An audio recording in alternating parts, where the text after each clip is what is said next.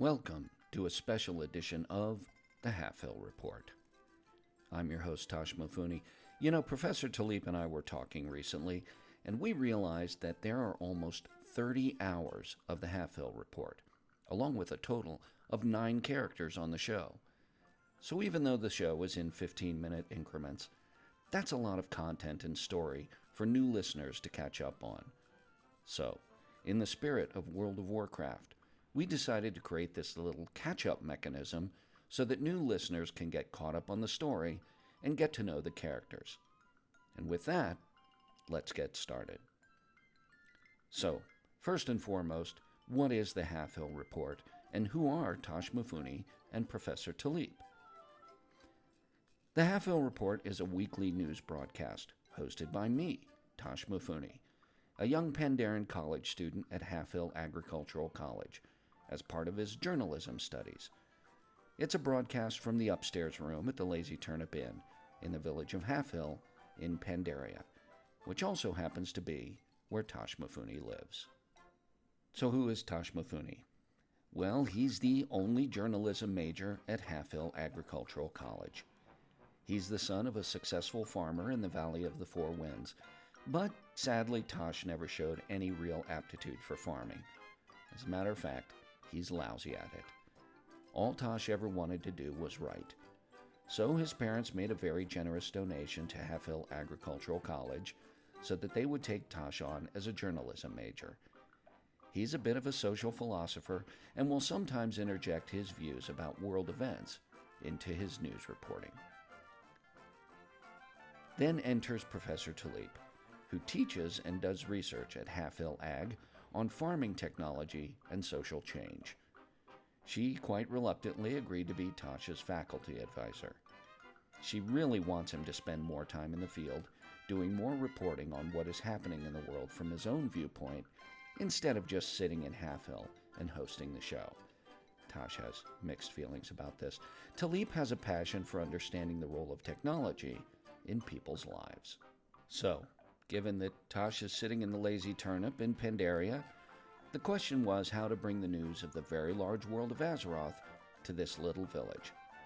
Well, the show includes several correspondents who go out into the wide world to bring back news and information to this small town. Well, first there is the longest-running correspondent on the Halfhill Report, Eamon Wetbranch. Eamon is a dwarf who started out as a weather reporter for the Halfhill Report. Eamon worked for Nessingwary Safari and would report back each week on the weather wherever he happened to be that week. But when the battle for Azeroth began, Eamon joined the 7th Legion and became the Halfhill Report's war correspondent, sending back weekly updates on what he was experiencing as a ground soldier. Eamon is basically a good-hearted fellow, well, maybe a little grumpy at times, who'd like the fighting to be over so that he can get back to his life with the Nessingwary base in the Valley of the Four Winds. Eamon is firmly aligned with the Alliance. Ah, come on, lad. I'm not grumpy. I'm just a normal dwarf. Now off with you. Hey there, Eamon. You're a little grumpy. Next up is everyone's favorite Draenei food and lodging critic, Velmic. Velmic was born on Draenor, but came to Azeroth on the Exodar. During Legion, he was a supply sergeant on the Vindikar, where he met a Pandaren hero who introduced him to Pandaren food, which Velmic liked so much he traveled to Pandaria when the war against the Legion ended. Velmic fell in love with Pandaria, so he decided not to return to the Army of the Light and made a home in the Valley of the Four Winds. That's where he met Tosh and became the official food and lodging critic for the Halfhill Report. But recently, after doing almost 100 inn reviews, Velmic decided he wanted to become a travel correspondent so that he wasn't limited to reviewing inns. Velmic is also solidly Alliance. Hey there, Tosh, and hello, nice peoples. You know, Tosh gives me my voice, but I am really my own person. Dionys Aka, my friends. And Dionys Aka to you, old friend. While in Pandaria, Velmic met and fell in love with Daolin, a Pandaren member of the Shadowpan. Daolin is a war orphan who was raised by the Shadowpan.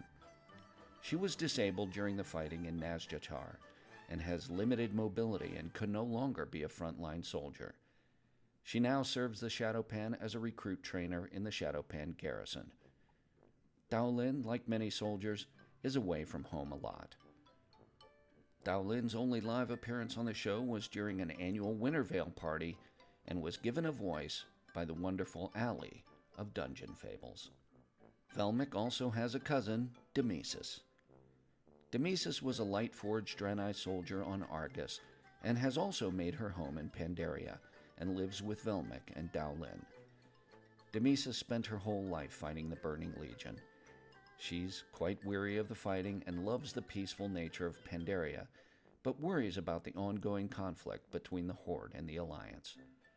She's furious that the Black Empire invasion came to the Vale of Eternal Blossoms and has joined the fighting there. Demesis has no official faction affiliation and is known to be, let's say, romantically adventurous. Demesis doesn't have a voice on the show yet. Velmic and Daolin have an adopted daughter, Alice, a human girl from the Arathi Highlands whose parents were killed during the fighting between the Horde and the Alliance in the early days of the Battle for Azeroth.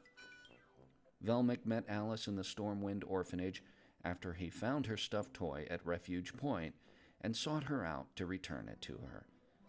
Velmic, Daolin, and Alice officially became a family during the Feast of Wintervale in 2018.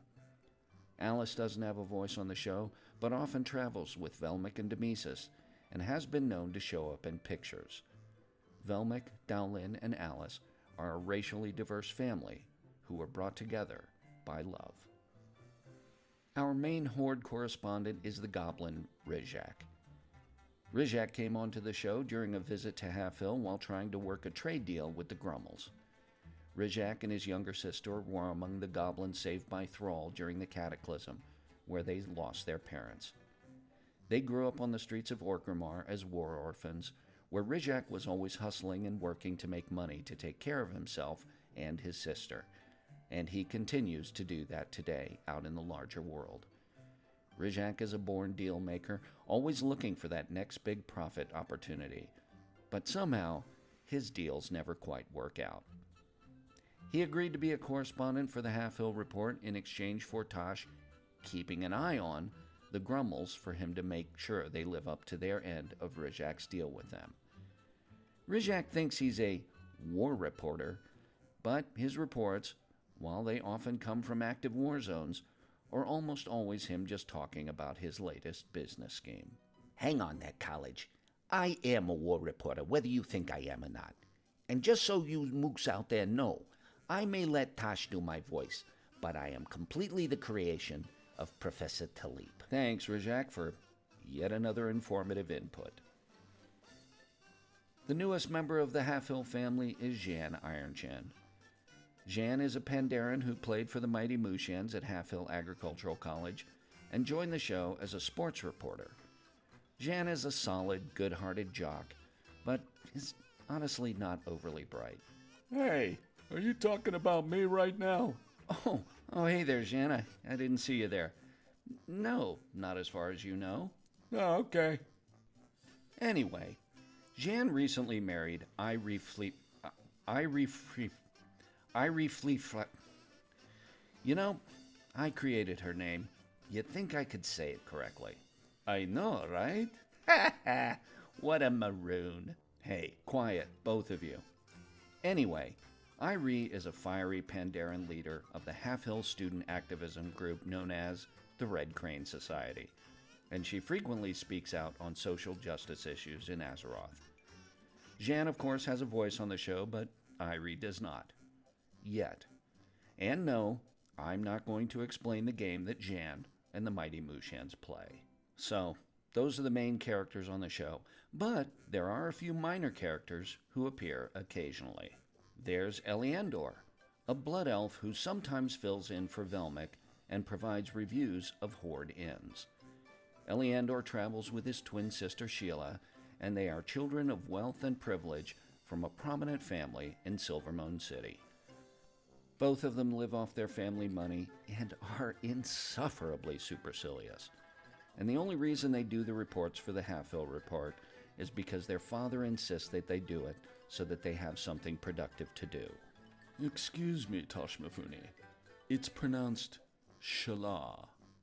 Oh, right. Yes, sorry. Eliandor's sister's name is pronounced Shala. Thanks, Eliandor. Next is Brother Cadfael, a gnome monk healer who has retired to the Tian Monastery. Cadfael shares stories of his past adventures with Gadget, a brilliant gnome engineer and amateur detective who was frequently asked to help solve various mysteries around Azeroth. Cadfael is madly in love with Gadget, but she's so focused on her work that she wasn't able to return his affections. Gadget disappeared out in the world somewhere, and Cadfael has no idea where she is, but he still carries a torch for her. Excuse me, I heard what you said, and I wouldn't go so far as to say that, young Pandaren. I certainly hold her in the very highest of esteems, but, Oh, come on, Cadfael. Everyone hears how you describe Gadget, okay? Glossy pink hair, brilliant smile, the moonlight outlining her delicate profile. Well, I'm sure I have no idea what you're talking about. Okay, whatever you say.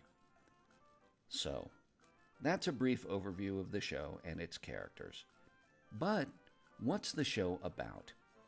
Well, we describe it as a small-town view of a very large world.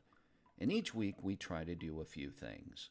First and foremost, it is a news show, so we try to bring the news of Warcraft, the big stories, from within the context of the show, the world of Azeroth as it might be seen from the simple residents of a small, out-of-the-way farming village. In addition to the big stories, one of the things that Taliep and I love about Azeroth is that it's full of wonderful small stories and bright little details that can be found everywhere. Through Velmic and his travelogues, we try to find those stories and details, whether they're old or new, and bring them to you. We also make an effort to bring a sense of the real to this game called Warcraft, and to give us all some things to think about. Things like the reality of war orphans and disabled war veterans, the plight of refugees, racial diversity, and what it means to be a family.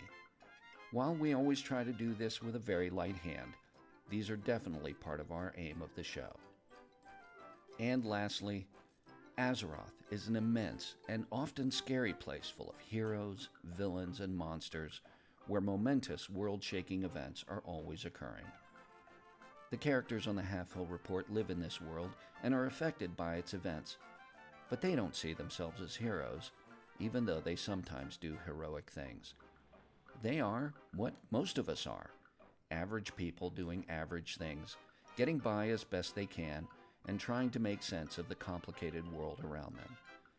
And yet, their lives and stories are just as full of meaning, drama, comedy, love, laughter, and tears as the greatest of heroes. And our hope is that you'll grow to love these characters, their lives, and their stories just as much as we do. So that's it. That's the story so far. We hope this short summary will allow anyone to jump in at any point in the story and enjoy the adventures of our small cast of characters. Happy listening, and remember, free Pandaria.